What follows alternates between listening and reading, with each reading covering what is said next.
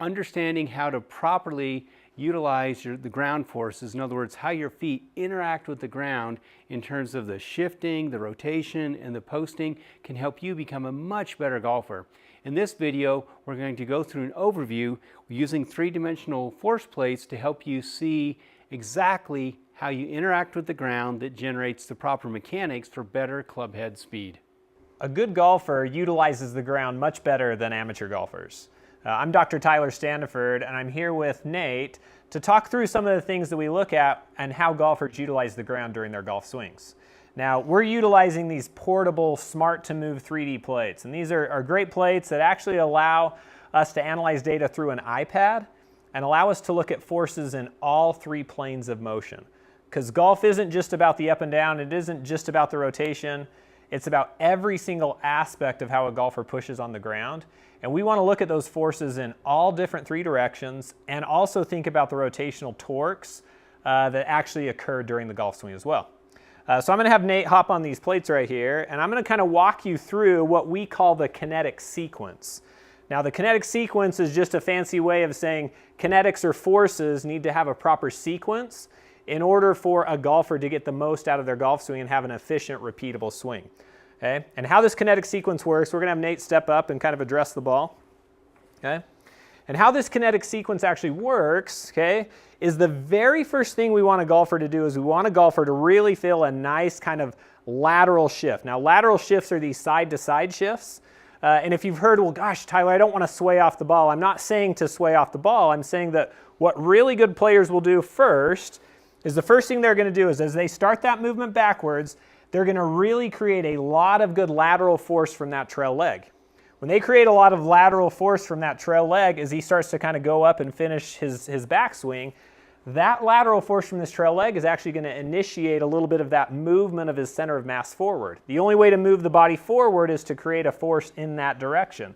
Force precedes that motion. Once he's able to do that, right, now he gets that really nice net lateral shift. Now he's kind of loaded here. Now he can get to the second one in our kinetic sequence, which is this really strong rotational torque. So that's where you see this really great rotation. Nate's really good at this. He's a rotational player. I've looked at his data a lot. After he gets this nice rotation and gets some force going to that lead leg, now what he's going to do is now he's going to finish off with this really forceful vertical thrust, okay? And that's kind of how he finishes his swing. So we're going to take it through kind of one time in full, right? And what Nate's going to do is we're going to fill that lateral from the trail leg. Then you'll see that nice rotational occur after he does this shift. And now he can push off really forcefully.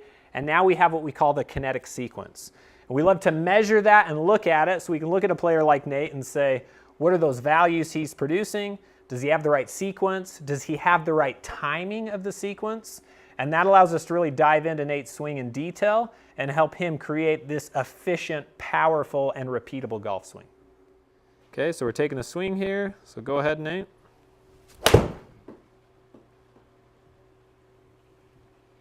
Okay. Okay, looks good on there. So now what we can do, Nate, we can kind of walk through and exactly start looking at where I start is just with your kinetic sequence.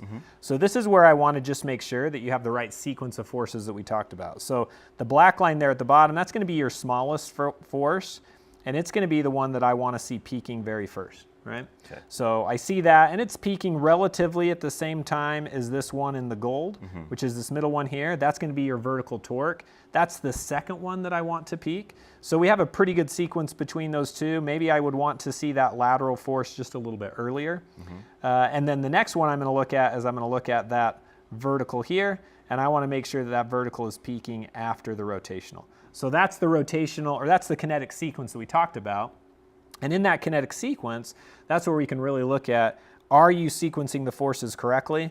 I like looking at it on this curve too, because I can also get a really quick look at, are the magnitudes correct as well, right? So not just are they in the order, but are you producing enough? And so I would look at this and say, man, I'd love to see a little bit more lateral force.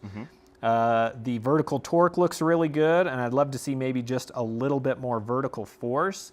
But overall, pretty good on both of those as well. And as we talked about, you may be a player that just really likes to utilize that rotational component of the golf swing.